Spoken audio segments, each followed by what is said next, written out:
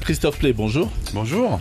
Alors, face au risque épidémique du coronavirus, les collèges des patrons et des salariés du Conseil économique, social, culturel et environnemental, le CESEC, ont voté à l'unanimité hier les demandes suivantes. Suspension immédiate des vols internationaux en provenance de toute destination. Les résidents rapatriés devront être placés en quarantaine. Fermeture immédiate de toutes les écoles, crèches, lycées, universités et interdiction de tout rassemblement de plus de 10 personnes.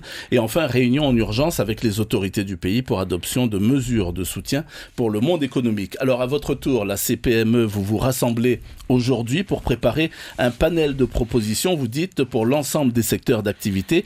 Alors ce que vous dites aussi, c'est qu'il faut sauver les entreprises pour sauver les salariés. Vous avez une idée du nombre d'entreprises qui sont réellement en danger aujourd'hui ? Merci d'abord de m'inviter ce matin pour pouvoir m'exprimer sur ce sujet. Moi, j'aimerais vous dire que effectivement, ça fait déjà plusieurs jours que des membres du conseil d'administration de la CPME planchent sur des propositions pour l'ensemble des entreprises, mais aussi des propositions sectorielles. J'aimerais vous dire que on est vraiment dans la difficulté, et vous l'avez cité à travers les reportages que vous avez faits. C'est 2500 personnes dans l'hôtellerie qui, à la fin du mois, n'auront plus d'activité. Si on ne fait rien. Donc nous étions en réunion hier avec le haut-commissaire. Alors il faut bien différencier les choses. Il y a d'abord le problème sanitaire, et après il y a le problème économique qui arrive tout de suite derrière. Sachant que la Polynésie vit essentiellement par le tourisme, c'est quand même notre première ressource, c'est le tourisme, et il faut mettre les avions à terre, c'est ce que nous avons demandé, il faut mettre les avions et garder le strict minimum en termes de relations, c'est-à-dire le rapatriement de nos résidents, et puis une relation avec la métropole pour du matériel, pour alimenter les hôpitaux et les médecins en matériel d'urgence. Bon, ça c'est le problème sanitaire. Et puis dès qu'on a dit ça derrière, il faut tout de suite regarder qu'est-ce qui va se passer pour le tourisme. Ça, c'est ça qui va être impacté de suite. Alors quand on dit le tourisme, c'est l'hôtellerie, c'est les prestataires de services, c'est les compagnies aériennes, c'est les transports, c'est les tours opérateurs. La liste s'allonge tout de suite. Et donc il faut prendre des mesures parce que rapidement, si on épuise les congés payés de ces entreprises, qu'est-ce qui va se passer s'il n'y a plus de chiffre d'affaires en face? On va être en chômage technique partiel. Et pour les plus petits, ça va être la clé sous la porte. Pour les plus gros, ils vont pouvoir peut-être tenir un peu plus longtemps, mais pas tellement longtemps de plus. Vous voyez ce que je veux dire ? Le problème, il est de la trésorerie. Donc moi, ce que j'ai envie de dire aux gens aujourd'hui, donc il faut rester bien sûr calme, mais en fait, il faut se préparer. Alors, il faut se préparer, ça veut dire qu'il faut qu'on prépare les mesures d'accompagnement pour les entreprises. Ça veut dire que tout de suite, on sait que les plus petites entreprises sont touchées et n'auront pas la trésorerie. Et donc, ils risquent de licencier dans les semaines qui viennent. Et ça, il faut qu'il y ait tout de suite des mesures fiscales pour les aider à pouvoir garder le salarié, parce que ce qui est dramatique, c'est qu'à la fois l'entreprise meurt, mais que le salarié, s'il n'a plus de salaire, il fait comment à la fin du mois pour payer ses traites ? Vous voyez ce que je veux dire ? L'entreprise et le salarié, ils sont liés. Ça, c'est ce que vous avez dit au gouvernement ? Alors c'est ce que je vais leur dire, mais c'est surtout c'est les propositions qu'on va faire. D'abord, moi j'invite d'ores et déjà comme premier effort à l'ensemble du secteur public qui a des créances pour les petites entreprises, qui, on le sait, mettent des fois plusieurs mois à payer les entrepreneurs parce que c'est les délais de paiement. Je leur demande de faire un effort et de payer, surtout payer toutes les petites entreprises qui ont des marchés publics, et de les payer. Ça surtout peut se dans le tourisme. À combien, ça ? Des dizaines de millions. Donc il faut vraiment je leur demande cet effort. On le sait parce que des fois il y a la lenteur de l'administration. Des fois on paye à 30, 60, 90 jours. Ça veut dire que vous avez fait le travail et vous êtes payé 90 jours après. Première des choses, je leur demande d'aider toutes ces petites structures et de régler le plus rapidement possible. Ensuite, on va se mettre à table et on va parler de mesures fiscales. On était en lien avec le président de la Caisse hier. On va parler d'allègement des charges sociales. On peut parler de chômage technique. On peut parler de congés obligatoires. Et puis de maintien de salaire. Mais encore une fois, c'est avec le gouvernement, c'est pour aider le gouvernement que nous allons faire des propositions pour que on se prépare à cette crise qui est déjà là d'un point de vue économique, mais qui peut se doubler par une crise sanitaire qui peut arriver dans les jours prochains. Vous savez que le temps d'incubation, c'est 14 jours, qu'on a eu les premiers cas la semaine dernière, et donc on saura dès ce week-end s'il y a une explosion de cas, voire le début de semaine prochaine. Donc il faut être très vigilant, et c'est pas faire de l'alarmisme. C'est juste se préparer. Alors, vous avez parlé du secteur public. Dans le journal, on a entendu un chef d'entreprise à Montréal qui, lui, réclamé un moratoire banquier. C'est une piste pour venir en aide aux petites entreprises ? Mais pas qu'aux petites entreprises. À partir du moment où l'entreprise n'est plus payée, elle n'assume plus, elle ne peut plus payer ses créances.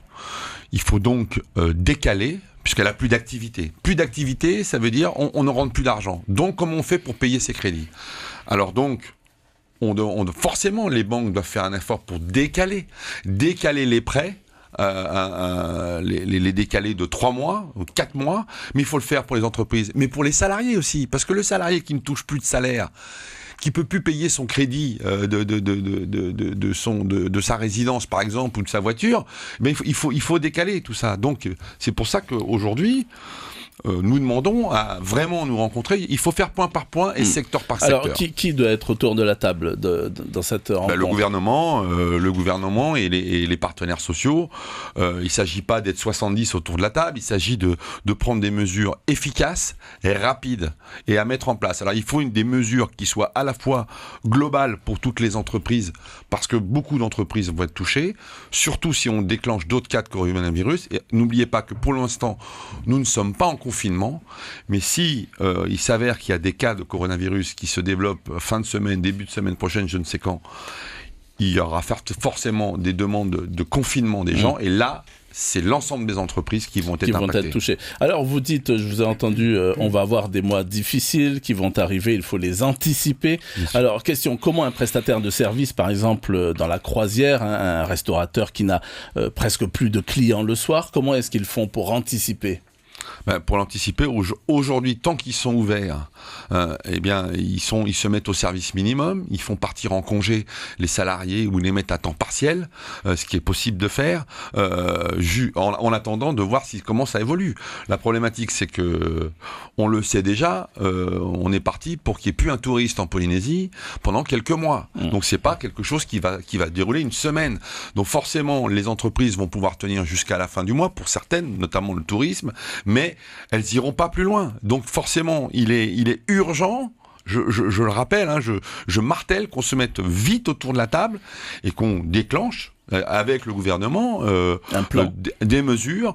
D'abord pour la pré-crise et deuxièmement pour si jamais il y a confinement. Vous savez, il faut pas faire d'alarmisme, mais il faut prévoir le pire pour que le meilleur arrive. Et vous savez, je vais vous dire, même si on se trompe, le ridicule n'a jamais tué. Le coronavirus, lui, il tue. Donc moi, je préfère être celui qui va tirer sur le signal en disant voilà, on s'organise, on fait des choses, que de ne rien faire. Alors, vous êtes vous-même patron. Comment est-ce que vous faites pour anticiper ? C'est pas déjà trop tard ? Écoutez, nous, moi je suis dans le secteur du nettoyage, déjà c'est des coûts exorbitants, c'est-à-dire qu'on est, pour vous raconter un petit peu le quotidien, on est passé des coûts de matériel et de produits qui ont quadruplé, voire x5, x10 en termes de coûts. Le port de gants obligatoire pour l'ensemble des salariés, le changement total des process et des produits, les demandes supplémentaires de l'ensemble des entreprises. Il faut savoir que beaucoup d'entreprises font des efforts très importants pour nettoyer, désinfecter tout ce qui est poignées de porte, etc., les téléphones dans les entreprises. Et ça, c'est beaucoup de travail pour certaines entreprises. Mais au final, ce qu'il faut bien comprendre, c'est que tout le monde va être concerné par ce coronavirus. Alors, on ne peut pas présager de ce qui va se passer dans les jours qui viennent, mais si les autorités, vous l'avez un peu évoqué tout à l'heure, décident d'un confinement strict, alors il existe le travail à distance, on dit, le télétravail. Mais bon, quand vous êtes boulanger ou jardinier ou femme de ménage, on fait comment ? Oui, on fait pas. Donc, il faudra, s'il y a confinement, il y aura d'abord, je suppose, les professions qui seront prioritaires pour intervenir. Tous les professionnels de santé, bien sûr, qui doivent être mobilisés. Et à ce moment-là, et voir qui peut travailler effectivement à distance, qui peut rester à la maison, mais ça va avoir un impact économique, forcément. Forcément, il y a beaucoup de gens qui vont préférer rester chez chez eux, on va avoir une explosion des arrêts de maladie, on le sait déjà, et donc voilà, le télétravail ne sera pas la réponse, ça sera une réponse, c'est-à-dire que ça va concerner une petite partie des gens, des travailleurs et des entreprises. Hein. La crise qui se profile, donc c'est une des plus grandes de ces dernières années? Je pense qu'en tout cas, ça va être une des plus brutales. Parce que le fait d'avoir et de l'avoir fait, et il faut encore une fois féliciter le haut-commissaire et les mesures d'accompagnement par rapport aux écoles, d'avoir tout stoppé, c'est fondamental. On l'a vu, on voit le cas de la Nouvelle-Zélande qui est à 8 cas de coronavirus, qui se bat pour que plus rien ne rentre, la mise en quarantaine. Il faut suivre ces exemples. Je dirais, on a peut-être été un peu retardataire en métropole, en Italie, dans ces pays.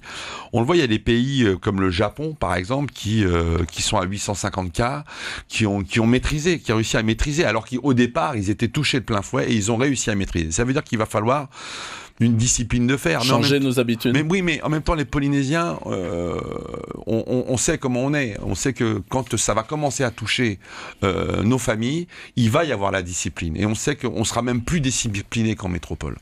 Alors, voilà, on n'en est pas encore là, mais préparons-nous. Parce que de toute façon, la crise économique, elle est là. La crise sanitaire, elle peut arriver. Et donc, il faut l'anticiper. Et si la crise sanitaire s'accentue, alors la crise économique va s'accentuer. Alors, selon vous, combien de temps les petites comme les moyennes structures peuvent tenir sans activité et surtout sans aide rapide? 1 mois, maxi. 1 mois, pas plus. C'est la durée des congés payés. C'est-à-dire que vous êtes obligé normalement de provisionner. On est en début d'année. Et encore, quand je dis 1 mois maxi, pour certaines d'entre elles, ça sera pas 1 mois, ça sera 15 jours. Mais donc, l'employeur, vous savez, à un moment donné, il ferme sa boutique. C'est-à-dire qu'il dit, on arrête, quoi. Il vaut mieux fermer et puis ne plus rien faire que de créer de la créance. C'est pour ça qu'on veut pas que les chefs d'entreprise s'endettent. Surtout, ne faites pas ça. Le but d'une entreprise, c'est de gagner de l'argent et de pouvoir rémunérer ses salariés et de pouvoir créer de la croissance. Aujourd'hui, c'est pour ça que vous aviez raison dans vos propos tout à l'heure.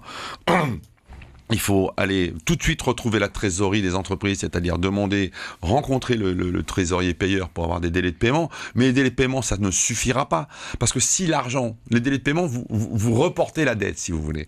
Il y a un moment donné, si vous n'avez plus de chiffre d'affaires, vous ne pouvez pas reporter la dette. Vous pouvez simplement pas payer. Donc, on sait que la crise va durer à minima entre 2 et 3 mois. C'est ce qui se passe dans les autres pays au mieux. En fonction s'il y a des nouveaux cas ou pas. Je répète, pour l'instant, il faut se préparer, mais il faut préparer vite. La crise économique, elle est déjà là. Tant que les avions ne voleront pas, on est déjà en crise économique. Alors en métropole où la situation est plus délicate, 127 morts, des hôpitaux au bord de l'asphyxie, etc., le Premier ministre a donc décidé des mesures de confinement et la fermeture des établissements non essentiels. Vous comprenez quoi par non essentiel ? Bon, d'abord, ça veut dire que tout ce qui est touristique, restaurant, bar, tout ça, c'est fermé. Et en fait, quand on dit l'essentiel, c'est la continuité des services publics, l'alimentaire, voilà, l'électricité, l'eau. C'est ça qu'il va falloir analyser très vite sur la table. C'est les besoins de chacun. Quels sont les besoins de chaque entreprise, mais aussi de chaque salarié, pour pouvoir rester confiné chez soi. Voilà. La question qu'il faut se poser, c'est ça. Et qu'est-ce qu'on peut éviter en termes de travail, et quelle est la continuité, parce qu'une entreprise qui ne peut plus travailler parce qu'elle a des gens qui sont atteints, elle ne peut plus aller faire le travail. Donc la continuité de service n'existe plus dans ce genre de crise. Donc voilà, on a encore quelques jours, si jamais on peut s'organiser. Et encore une fois, je préfère prévenir. Moi, je serais très content qu'on ait que 3 cas de coronavirus. Tout le monde serait content, tout le monde va retrouver du boulot. Mais en même temps, la crise ne dépend pas que de nous. Elle dépend du reste du monde. Si tous les autres pays ont fermé leurs frontières, fermé leur espace aérien, de toute façon, ils ne viendront pas chez nous. Et puis, donc, de toute façon, la crise va durer, en tout cas dans le tourisme, c'est certain. Donc il faut l'anticiper, il faut prendre les mesures adéquates pour passer ce cap et voilà, ça va être compliqué pour beaucoup d'entreprises. Et ça va être l'objet donc de la rencontre que vous réclamez. Donc, oui, je pense il faut qu'on aide le gouvernement. Je sais que le gouvernement a déjà un plan sur la table, mais qu'il faut affiner et puis qu'il faut détailler pour l'ensemble des entreprises. Il faut rassurer les entreprises. Un dernier mot, il y a beaucoup d'entreprises qui nous appellent tous les jours. N'hésitez pas, on est là pour répondre à vos questions. Vous pouvez contacter la CPME et le MEDEF s'il faut. On essaie de répondre. Il y a un numéro de téléphone, par exemple. Oui, pour la CPME, c'est le 40 42 63 33. On essaie de répondre au mieux et dès qu'on aura des informations sur ce qu'on peut faire pour les entreprises, on fera une diffusion large pour l'ensemble des entreprises polynésiennes. Merci beaucoup Christophe Pley d'avoir donc accepté notre invitation. Je rappelle que vous êtes le président de la Confédération des petites et moyennes entreprises et que donc tout à l'heure vous allez mettre au point un panel de propositions pour l'ensemble donc des secteurs d'activité et que vous réclamez donc d'urgence une rencontre avec le pays. On a rappelé que 2500 personnes sont touchées dans l'hôtellerie et que vous attendez des mesures fiscales et des allègements donc des charges sociales. Merci encore. On rappellera le numéro s'il y en a qui veulent vous joindre au CPME, à la CPME. C'est le 40 42 63 33. 40 42 63 33. Merci.